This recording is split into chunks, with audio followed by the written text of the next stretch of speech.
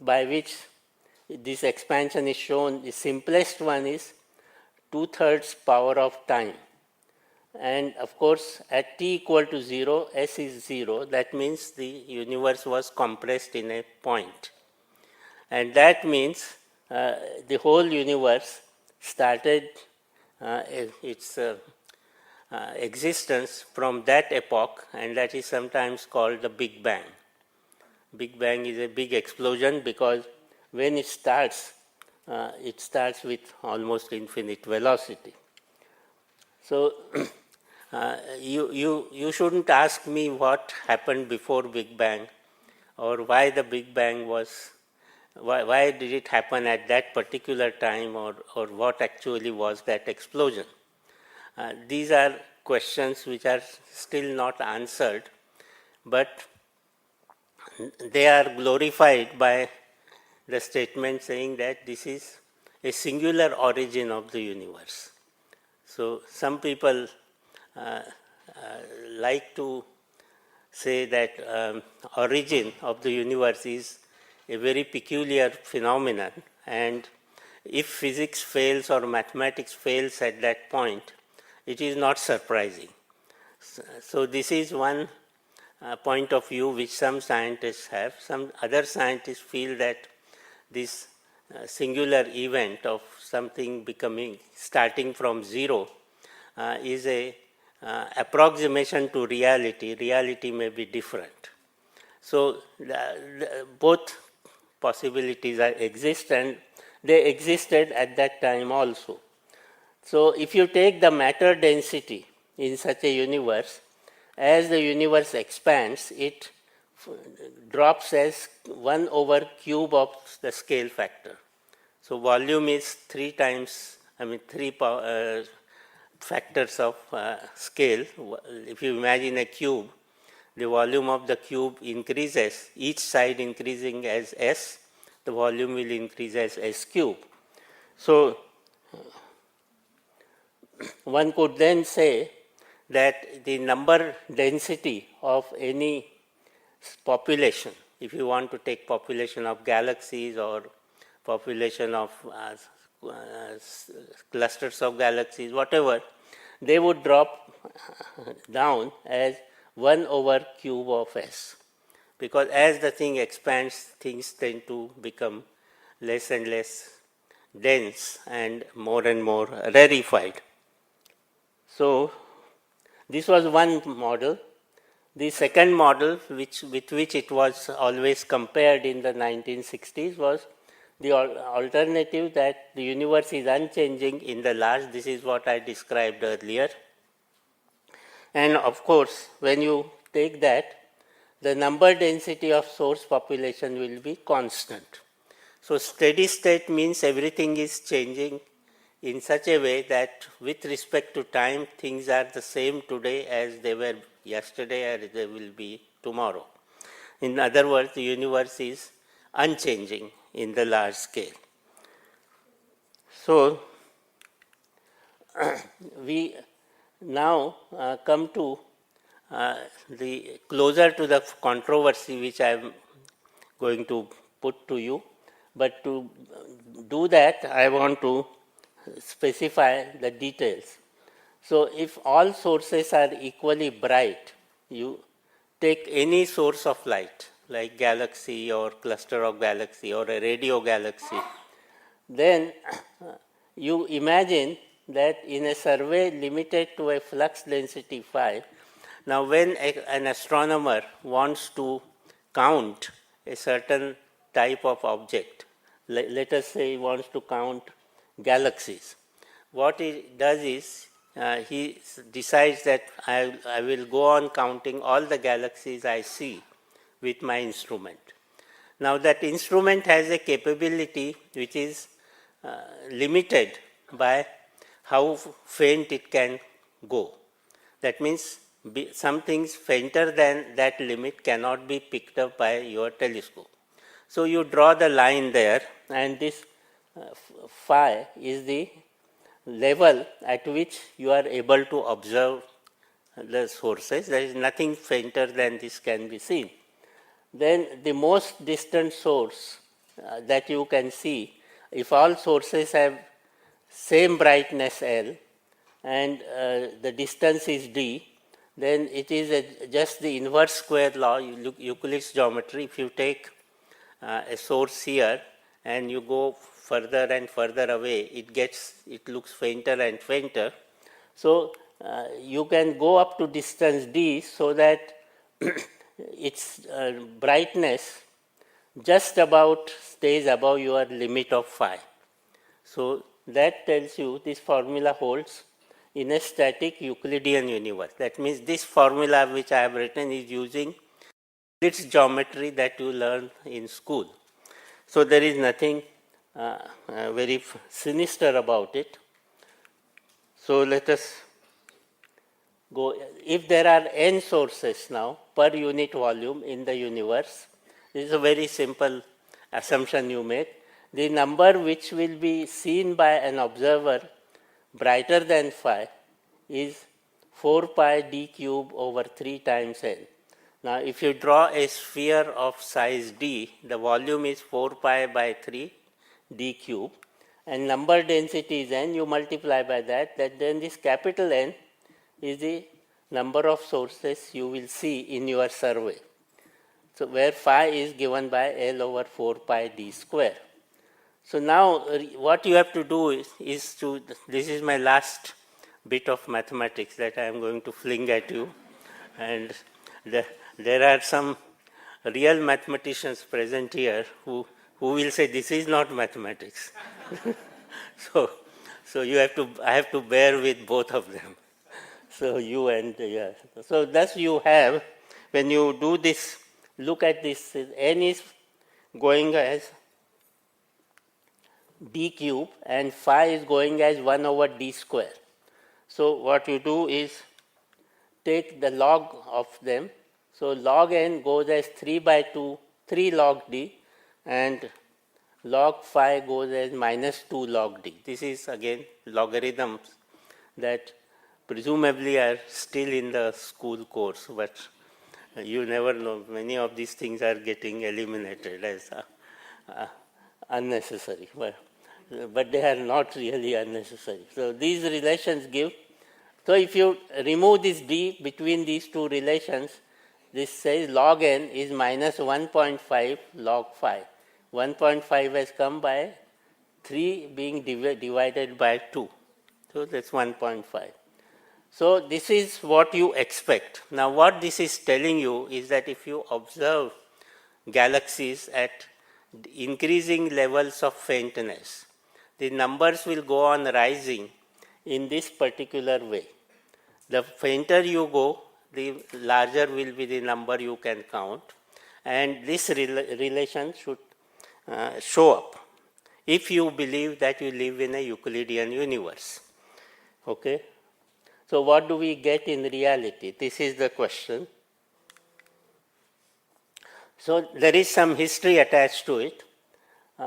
In the 1930s, Edwin Hubble, the scientist who discovered that the universe is expanding, he sought to use this test by counting galaxies. He said, I will go on counting galaxies to increasing level of faintness and see whether they satisfy this log relationship. And there is slightly technical thing that astronomers, optical astronomers used a strange scale called apparent magnitude, which tells you how bright the source is. And the brighter, and the peculiar thing about magnitude is that the brighter the source is, the smaller is the magnitude. Now you would normally think that something which is brighter should be given by a larger number, but the way astronomers chose this unit historically, it is this other way. And they justify it like this, that in a class of students, the top student has rank 1, but he has the maximum number of marks, but rank is lowest.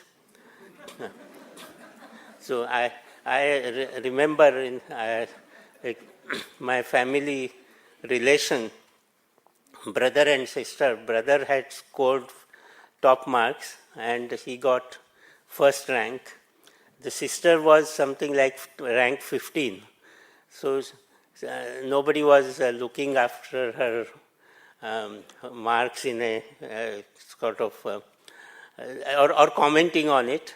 So she felt neglected. So her mother said, look, you have got 15 rank and he has got only 1. So she was satisfied with that.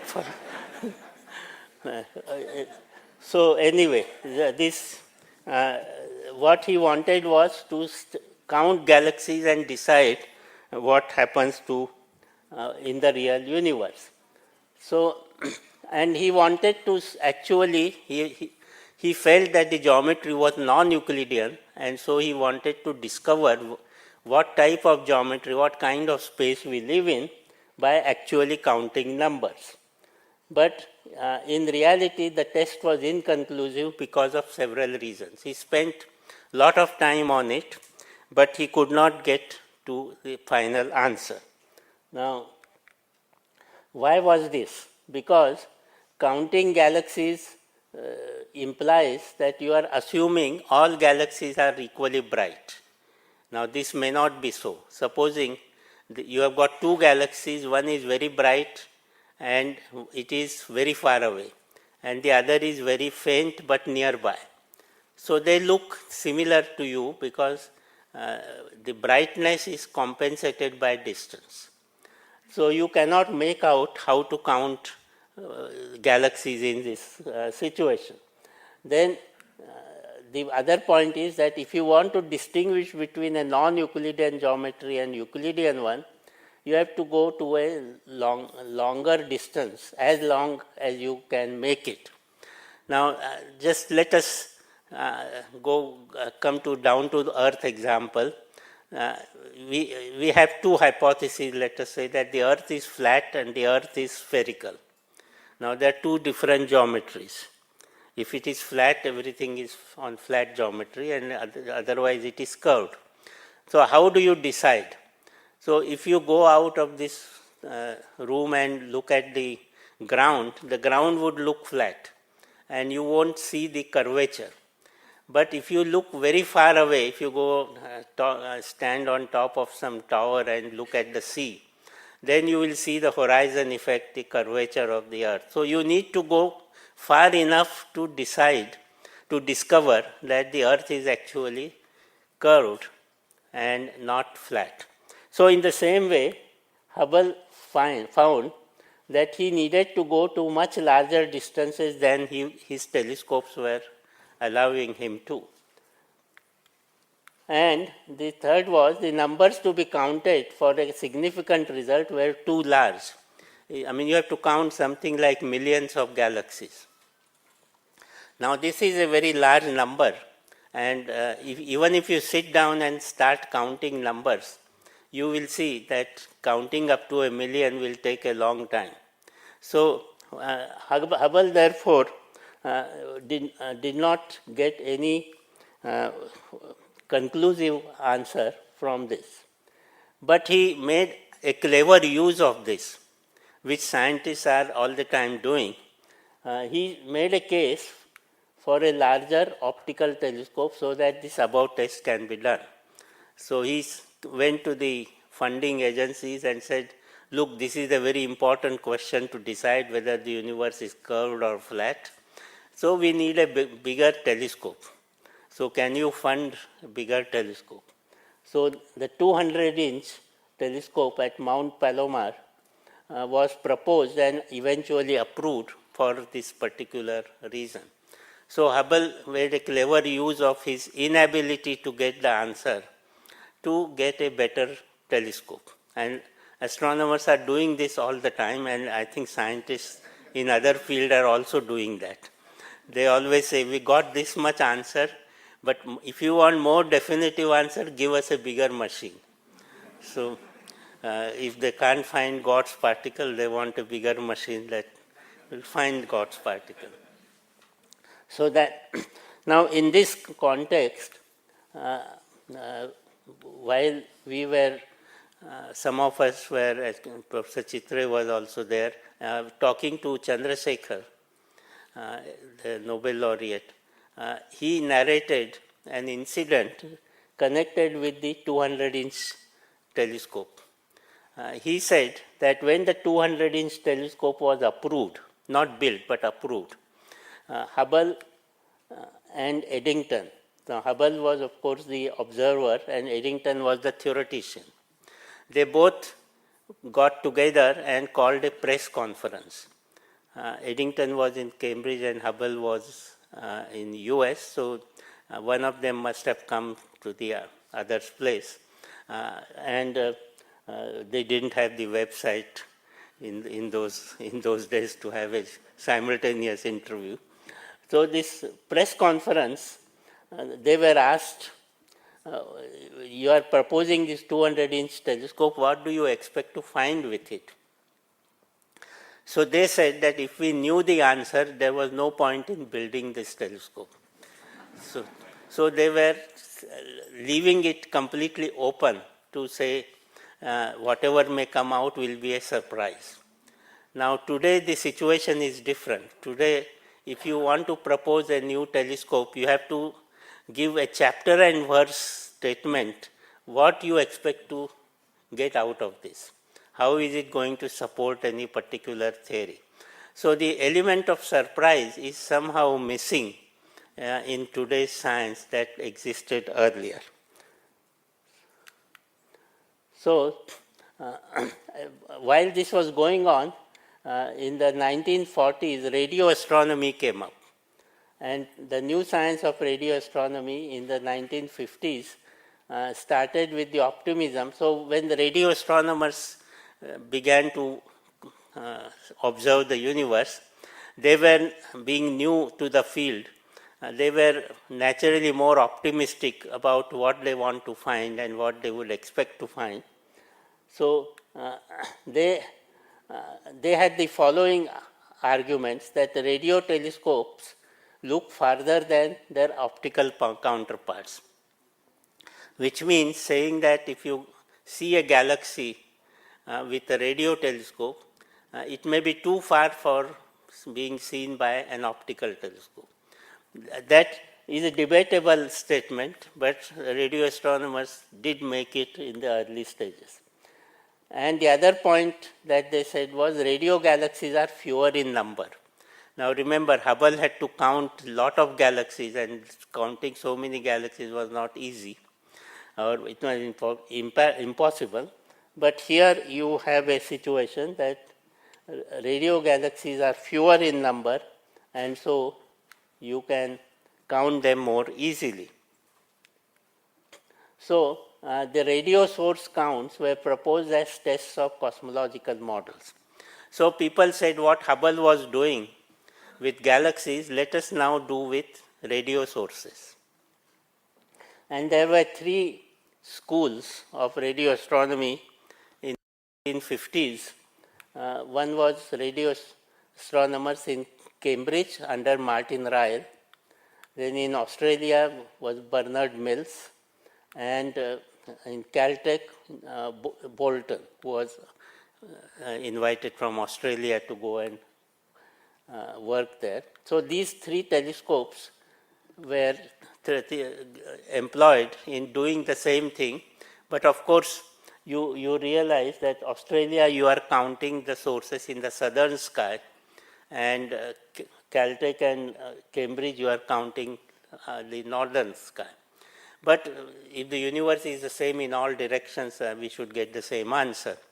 That is the situation. So the early results from Australia and USA were in agreement in concluding that the slope of the log n log phi plot was consistent with minus 1.5. You remember we got 1.5 as the answer, and that is what these two radio astronomers were finding from Australia and USA. So, and that was okay, one was north, one was south, and confirming the expectation that we are still the Euclidean geometry is good enough for those radio sources. And this implied that the sources were not very far. Because you remember, if you really want to see the effect of non-Euclidean geometry, you have to go very far. But there was the Cambridge group under Ryle, which was not in agreement with 1.5. They said, no, we are not getting 1.5, we are getting something else. So, the Cambridge surveys were called 2C, 3C, that is the first survey would have been called 1C, second was called 2C, third was 3C, 4C, and so they go on making surveys and numbering them. So the 2C survey around 1957 showed a slope of -3. So instead of -1.5, it showed -3.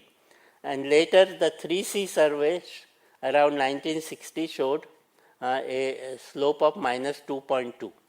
So it came down a little when they looked further. And later these steep slopes were seen to be unrealistic because of problem of confusion of sources.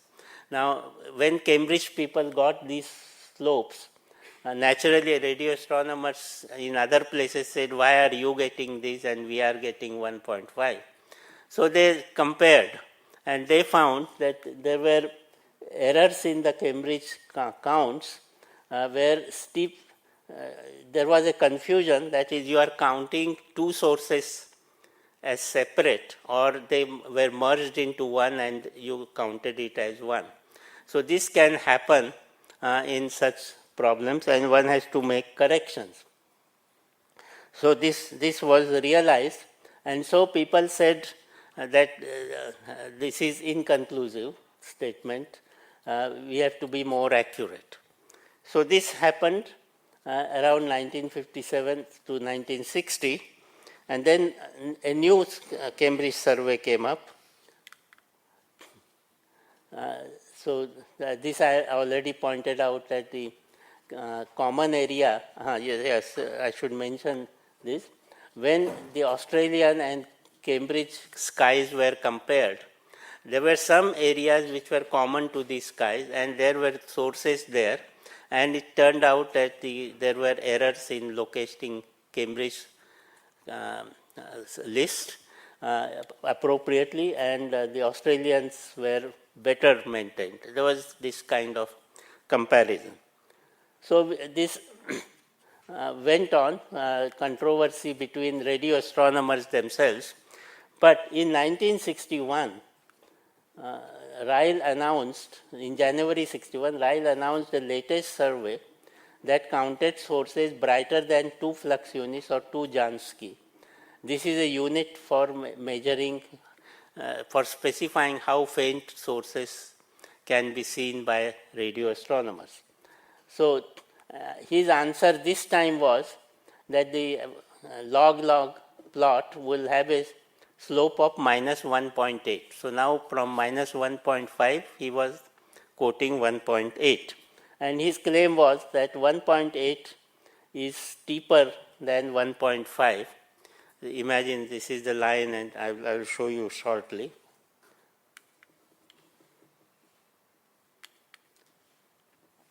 So what Ryle claimed was the following. He gave a challenge to Hoyle to defend the steady state theory against his observations. The slope of his argument can be summarized like that. The slope of the source count for Euclidean universe is -1.5 that I showed earlier. In a standard Friedmann cosmology with no evolution, the predicted slope is -1.5. That if you take a Big Bang model without any changes in the universe from the Big Bang, then you would get -1.5, then becoming flatter than that. But you could fudge the answer by saying that in the past there were more radio sources than there are today. You can just arbitrarily say that because the Big Bang universe, Friedmann cosmology means Big Bang universe, did not specify what should be the source density in the past. So we go on further. So the question was, the steady state theory predicted a slope of minus 1.5 at nearby level, and it flattened to low values of 5. So from 1.5 went to 1.4, 1.3, 1.2, but not to 1.8. So the Friedman models, this allowed you to add any number of sources in the past, but the steady state model cannot do that because it makes very precise statements. So it was like two people being caught by police, and one person always tells the truth. So you say to that person, did you break the traffic light? Did you go through the red light? And if he's telling the truth, all the time he'll say yes. The other guy doesn't tell the truth. So the police asks, did you go through the red light? He says no. So the police let him go. Now the situation here is, the Friedman model can predict anything that you want to observe. So there is no predictive power in that theory. So it was not part of this whole controversy, but the steady state makes a very definitive prediction, and therefore it was considered as if it has been properly caught and now shown to be wrong. So this was the situation. Now here is the what I meant. The Euclidean line is at the top, and you just look at the top half of this picture. This is one. Sorry, not. This is Euclidean slope is minus 1.5. The Friedman model goes as 1.5, then it becomes flatter. Steady state is even more flat, and Ryle was finding something like this further top. So his argument was that the steady state was not right. So this happened in January 1961, and Fred Hoyle had just come back from US and he had landed in the midst of this controversy. So it was then decided that Ryle was going to present his data formally to the Royal Astronomical Society, and Hoyle would be given some time to answer his criticism. So Hoyle, of course, had to find a way out, or say that he agrees with Ryle and that the data is ruling out the steady state theory. So he called me. I was at that time 6 months old as a research student. So he called me and said, we have to do something to get around this problem. And he suggested a way to investigate. He said that imagine that the universe has inhomogeneity on the scale of 50 megaparsec. Now, megaparsec is another unit which cosmologists use. You have heard of light year. Light year is the distance light travels in 1 year. 3 light years make up a parsec approximately. Actual definition is different, but you can, in your head, you can take 3 light years as 1 parsec. And megaparsec is million parsecs. So one is talking of that kind of distance. So if you take on the scale of 50 million parsecs, then if you assume that the universe is inhomogeneous, that is, there is density is not constant. Now such a model was proposed by